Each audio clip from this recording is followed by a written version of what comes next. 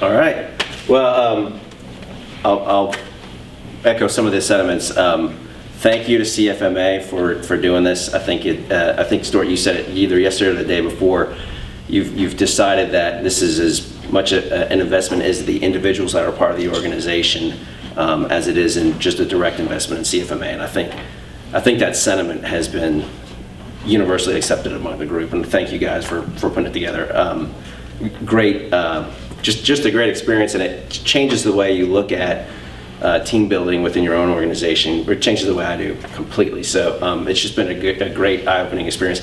I kind of feel like we know everybody in this class, right? It's weird that we've been here 72 hours or whatever it's been, and I almost feel like we know everyone here very well.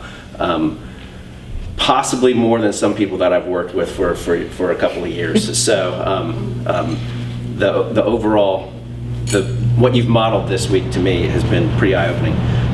So on the personal thing to me, at the very, very, very end of the book, I know you've all read it, but just in case you missed it, there's a really powerful excerpt at the end.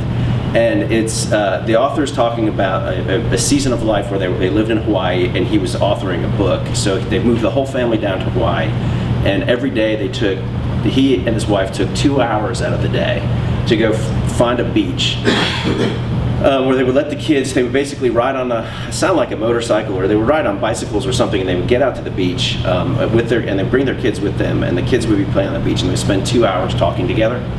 And he talked about what happened after that just huge time investment that they had with each other, and that was kind of revelational to me, because and really every concept that we've been talking about, all of those 7 habits, are covered with that time period that they spent together. You know, if you talk about identifying your center and what you need to know about yourself so that you can make good decisions in life, so you know what is a priority, what's not a priority, kind of that emotional bank account and committing to a team. You know, with that time together, you kind of you know, they developed a more unified sense of who they are as people, what their center is, how they were going to make decisions together, and they just got to know each other really well. And you know, that's something that I think I try to do, but it just hit me that there's not enough time. You can't overspend that kind of time. So when we're talking about, you know, what Marcia was saying about how to be intentional in when you spend your time, I just think that goes right to the core of it. You know, your children are so impacted by your relationship with your spouse. You are, and then what you do as a team, as a married team together, I think is just defined by that kind of experience. So my takeaway was be as generous with that kind of, you know, just as generous as I possibly could be with that kind of time with my wife. And I think we have a daughter who's 7. So I want her to see what a good marriage is. I want her to see what healthy family life is, and you know, so there's almost like there's a generational aspect to it when you think about it. When you're spending that time together, you're setting up your children, and you're setting up your grandchildren too. So on the professional and power of one, you know, to me they're overlapping. I think I have this real obnoxious appreciation for efficiency, and I don't know if anyone else. I'm sure there are people who have that.